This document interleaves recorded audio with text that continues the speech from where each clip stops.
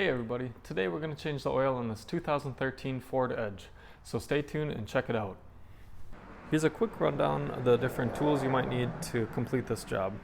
So I got a set of ramps, a creeper for crawling under the car, some gloves, some rags, a couple different oil wrenches and some wrenches, a couple blocks for behind the back wheels, some funnels, something to catch the used oil when it starts draining out, something to put that used oil in and drop it off at a safe location.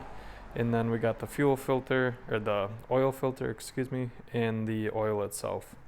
Oh, and some cardboard back here just in case. So let's get started.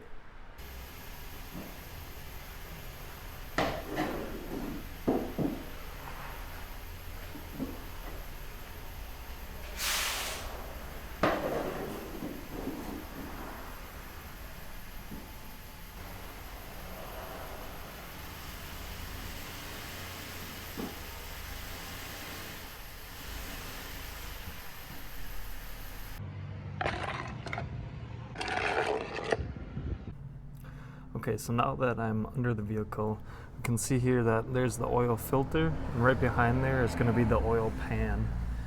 And we're looking for this bolt right there. That's going to be the drain plug for the oil.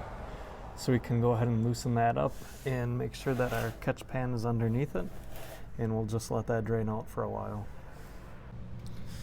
So I'm using the 15 millimeter wrench on this, and it shouldn't be on there. It should be on there snug, but not, overly tight where you gotta crank on it to get it off. So just something like that. And then this is kind of where a glove would be nice to have. So if you got a glove, go ahead. And we're just gonna loosen this up until it's all the way off.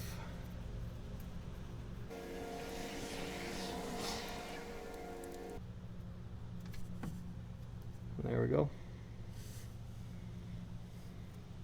So one thing I like to check while the oil is draining down below is the washer fluid, the windshield washer fluid.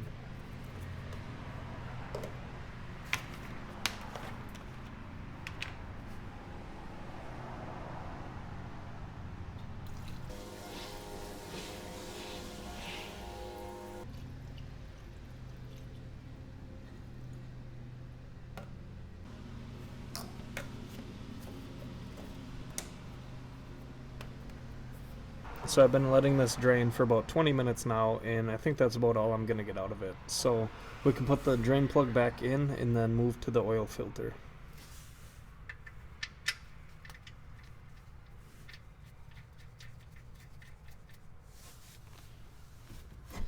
And then right before tightening it, just make sure you wipe it all off. Just keeps things clean.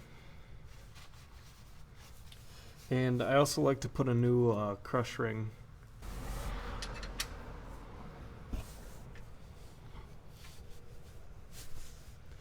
So you don't have to really crank this on, you just kind of snug it up and then give it a little bit more, and that should keep it on pretty well. If you want to get really specific, you can probably look in the owner's manual and it might tell you the specific torque that you can torque it down to with a torque wrench, but I don't have one of those, and this has worked out for me so far. So now we can move on to the oil filter itself, and that's going to be sitting right in front of the oil pan right here. And hopefully this isn't on too tight. You should be able to just start twisting it off with your hands. If it is on too tight, you can use something like this that kind of hooks on there, and if I have it going the right way, it will twist it off as well. That's an oil wrench, one kind of oil wrench. So make sure again that your catch pan is situated underneath, and start twisting it off. I usually like to twist it off until it starts draining down a little bit. I'll let that do its thing for a few moments and then take it off completely.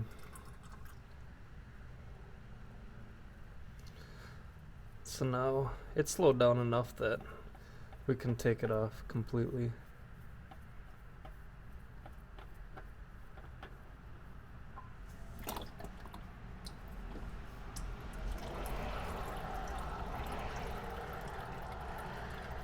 Then we'll just go ahead and let that drain out for a little bit. So with the new filter, before we start screwing it on, we're going to take a finger and dab it in the old oil.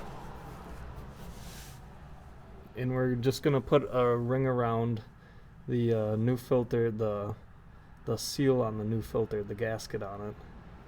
That's just going to help it kind of seal up a little bit better.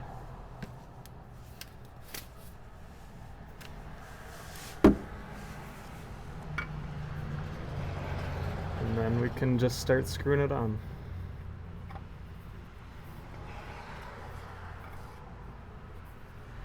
And again, this doesn't have to be cranked on there super tight. And actually you don't want to. What I like to do is I'll snug it up and then I'll do maybe about a quarter turn more. And that's going to be on there plenty tight. So just to kind of double check and recap before we move up to the engine bay, we had the oil filter replaced and that's on there snug. We also drained out all the oil from the oil pan and that drain is back on there. So we can move up to the top and start adding oil back in.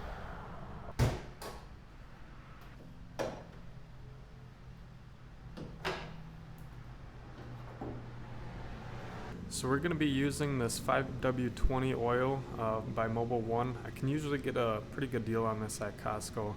And this specific Ford Edge takes 5.5 quarts. Just make sure to double check your owner's manual and it should tell you how much yours will take.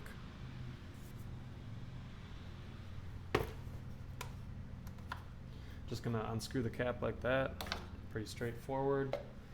Gonna throw a funnel in there and start pouring in.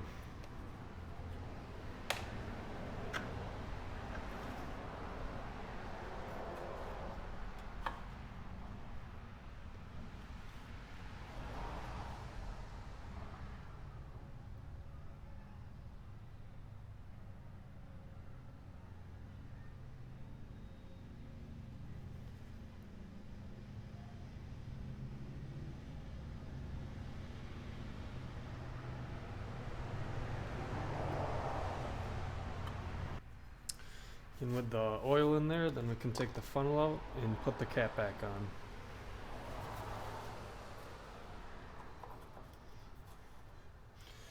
So this little yellow guy right here, that's going to be the dipstick. But before we check the oil level, we're going to drop it down on the ground just so it's on a level surface, and then we'll go ahead and check the oil.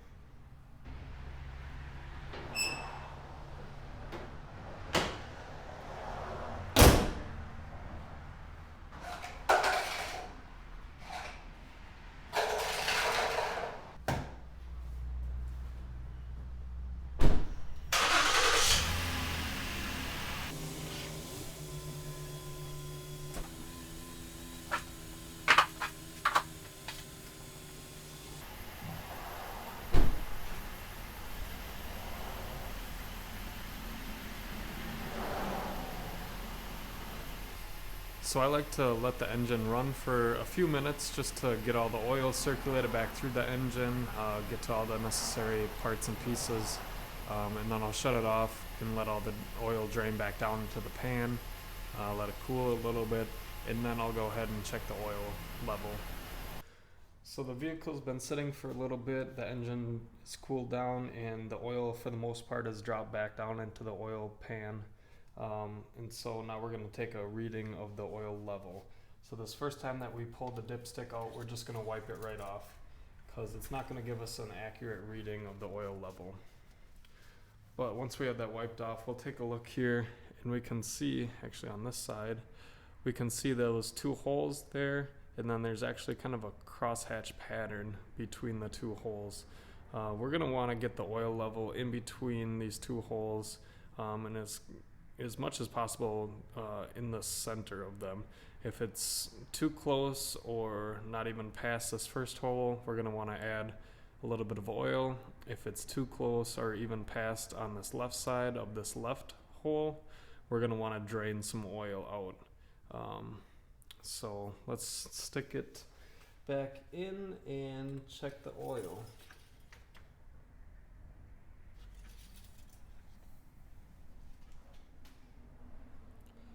And so we can see here It looks like the oil is right about there at my fingernail line.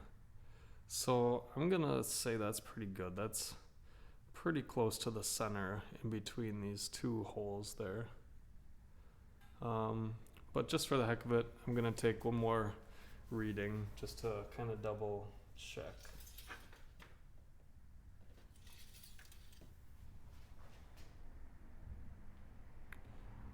And yeah, it looks like it's about in the same spot. I don't know if you can see that very clearly on camera, but you can tell it stops right about there. So I'm gonna say that's good, and we're done here. Hey guys, thanks for watching this video. If you found it was helpful, make sure to hit the like button. That way this video is saved into your liked videos category on YouTube, and you can come back in the future to reference it. If you guys have any other tips or tricks in changing oil in general or specifically for this vehicle, make sure to leave those in the comment section below.